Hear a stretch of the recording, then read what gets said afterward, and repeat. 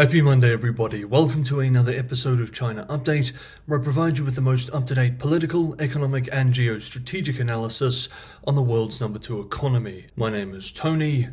Let's jump in. Now, in today's episode, I'm excited to move on to this year's fourth sponsored feature. But before we do that, let's move into the episode with the economy.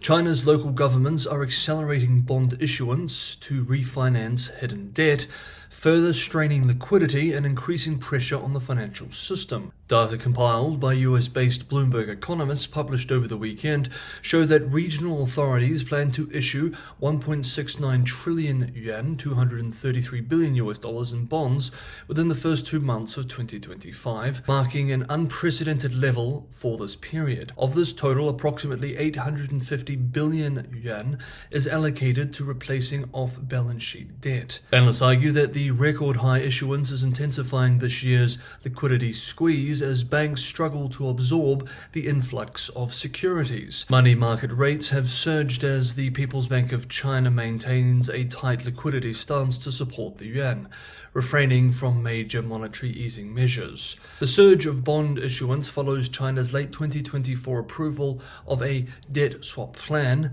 allowing regional governments to restructure 6 trillion yuan of hidden debt, largely held by local government financing vehicles, over a 3-year period. The strategy aims to reduce interest payments and ease financial pressures on local governments, several of which, as we have seen, are in a de facto state of bankruptcy. So far, refinancing efforts have accounted for 42% of the 2 trillion yuan quota allocated for 2025. Market analysts suggest that regional authorities may have rushed to issue these swap bonds ahead of the National People's Congress in early March. Government bond supply is expected to rise throughout the year as China commits to greater fiscal support. As we have discussed in previous videos, China's deficit to GDP ratio is likely to reach a new record level this year. The strain on the financial system is evident as banks grapple with higher funding costs to purchase newly issued bonds. The 7-day interbank repo rate has exceeded broader market benchmarks multiple times this month, an unusual phenomenon, as it is typically cheaper for lenders to borrow from each other. Additionally, the People's Bank of China has drained liquidity through daily operations, widening the gap between the benchmark money market rate and the policy rate to the most significant level in 4 years. Despite the central bank's recent cash injections, market conditions remain tight. Among the debt swap bonds issued this year, over 60% are 20 and 30-year notes, according to the Bloomberg data which we just referenced. This suggests that local governments are leveraging relatively low yields to secure long-term financing and ease immediate repayment pressures. As China navigates its ongoing liquidity challenges, the ability of banks to manage funding costs and absorb new bonds will significantly impact the country's financial markets and overall economic stability. Indeed, Chinese analysts are increasingly concerned with the risks of a banking crisis. However, the greater risk still remains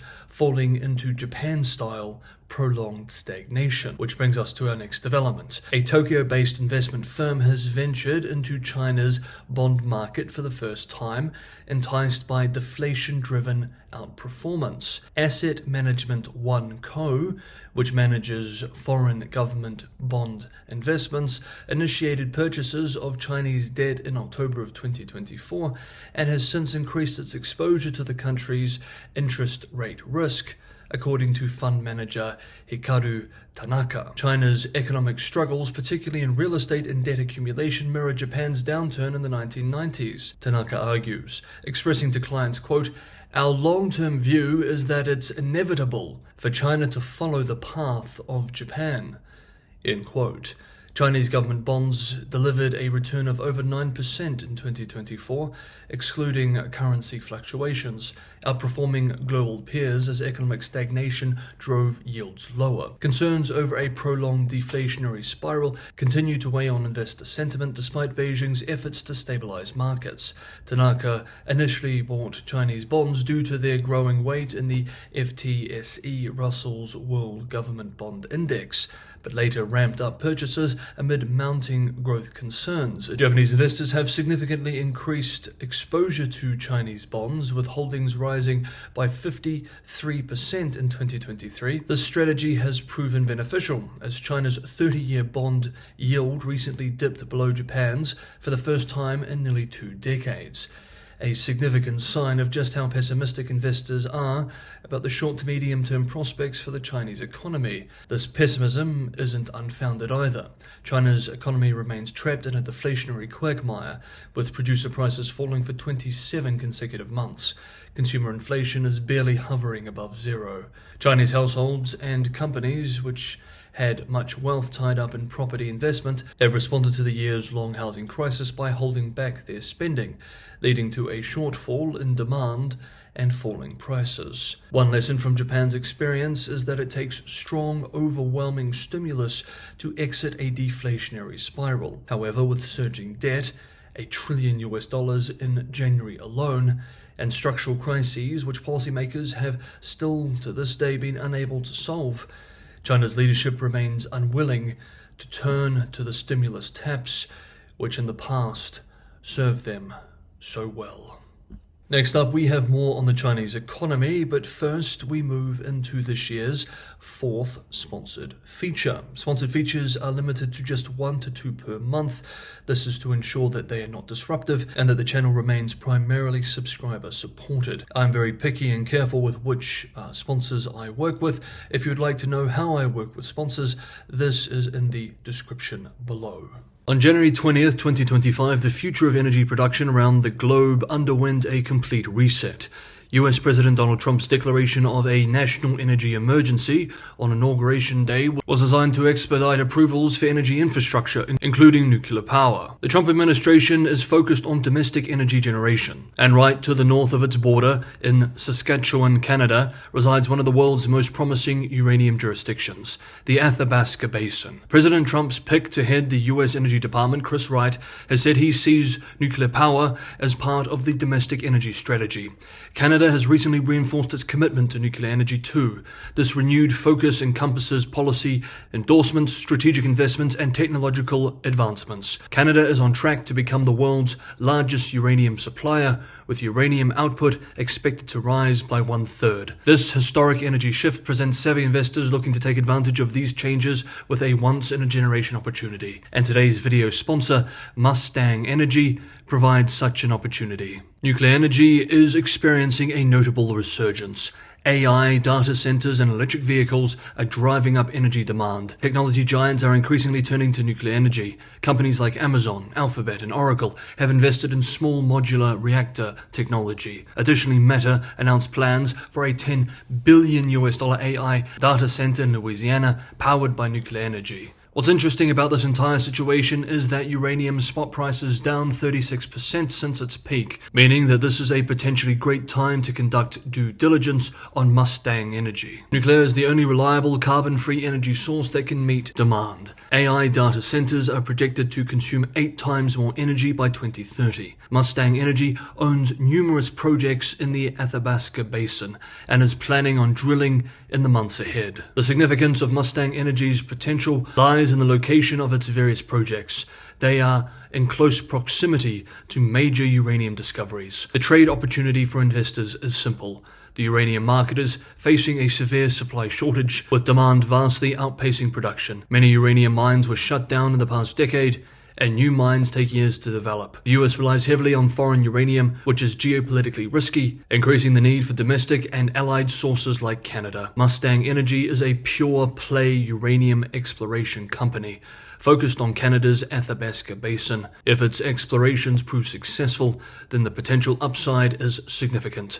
This is a speculative opportunity, moderate risk, but potential high rewards too. As such, for investors looking for a trade to take advantage of these massive shifts in energy in North America, Mustang Energy is worth consideration and doing due diligence on. We remember that all investment involves risk. This sponsored feature is not individual investment advice.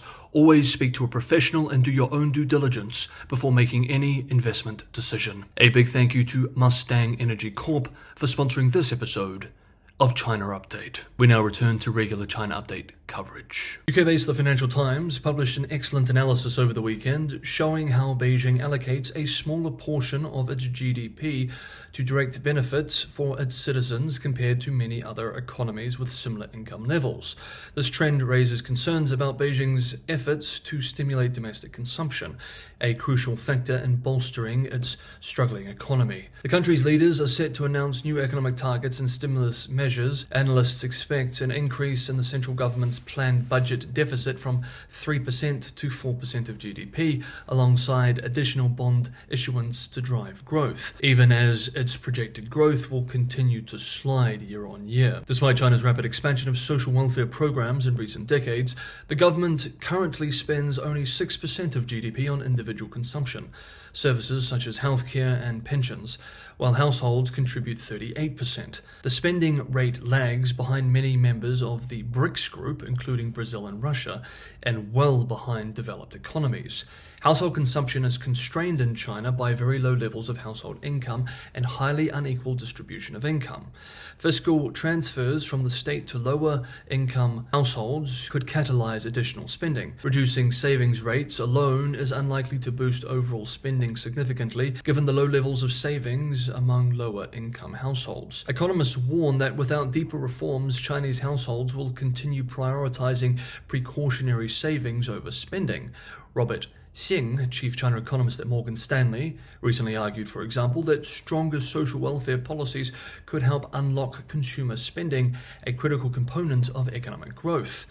Of course, we've also seen that one of the reasons Chinese households have low levels of spending is because they enjoy a very low percentage of overall growth, with the government sector capturing most of the income produced every year. This is a deep structural issue which policymakers have been grappling with for well over a decade and has led directly, it has been argued, to several of the serious crises which Beijing is now faced with, from the local fiscal situation to soft budget constraints to the housing crisis. In a 2024 report, US-based Rhodium Group analysts argued, quote, "There is no quick policy fixes to China's slow pace of household consumption growth.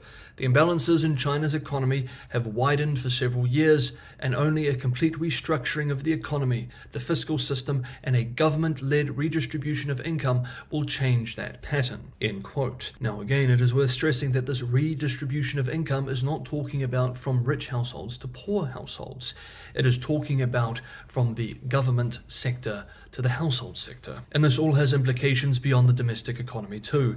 As Peking University professor of finance Michael Pettis expressed in recent days, quote, "China combines extremely low household consumption levels with low government consumption levels. This of course explains why China has to run large trade surpluses. They are the only way to resolve the gap between domestic production and domestic demand. What is perhaps less well understood is that this also explains why China's manufacturing sectors are globally so competitive. A larger share of total resources are directed towards subsidizing manufacturing and a smaller share towards consumption." End quote. But this is a cost that is placed on the entire world. And indeed, this is a theme which we will be discussing and unpacking in more depth tomorrow. But for now, that is today's episode of China Update. Thank you so much everybody for watching. Have a good Monday, have a productive week, and I will see you all tomorrow.